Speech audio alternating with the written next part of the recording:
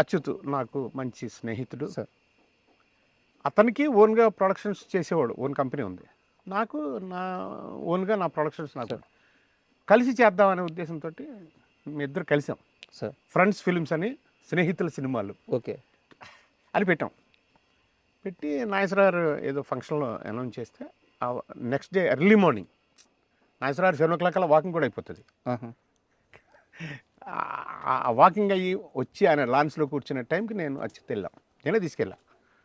Sir ఇలా అనుకుంటున్నాను, మీరా అన్నాడు ఆయన. అవును సార్, నాకు కంపెనీ ఉంది సార్, నేను పలానా చేస్తున్నా, ఆయన కంపెనీ ఉన్నా. నాకు ఆలోచన లేదు, ఏదో మాటల్లో అన్నాను. నేను మూకీ నుంచి వచ్చినవాడిని, పద్యనాటకం నుంచి వచ్చినవాడిని. ఈ ప్రక్రియ నేను బతుకుండగానే టెలివిజన్ అనే ప్రక్రియ వచ్చింది. సో ఇందులో కూడా నేను ఉండాలనే ఆలోచనతో నేను అన్నాను. ఓకే. బట్ ఈరోజు చెప్తున్నా, ఒకవేళ వస్తే మీ కంపెనీకి వస్తా. ఏంటి మీ సినిమా పేరేంటన్నా? స్నేహితుల సినిమాలు సార్, ఫ్రెండ్స్ ఫిలిమ్స్, చాలా బాగున్నాయి చేయండి. ఆ తర్వాత అశోక్ కుమార్ గారు ఇంకొక ఆయన కలిశారు. కలిసి అలా అంటే అలా ఉన్నప్పటికీ ఇంత జర్నీ ఉన్నా, ఇన్ని ఉన్నా, అంత పేరున్నా, ఆ రోజు నేను చంద్రబాబు గారు సీఎంగా ఉండి 9 మంది మంత్రులు మేము పిలవకుండా మా ముహూర్తానికి వచ్చారు.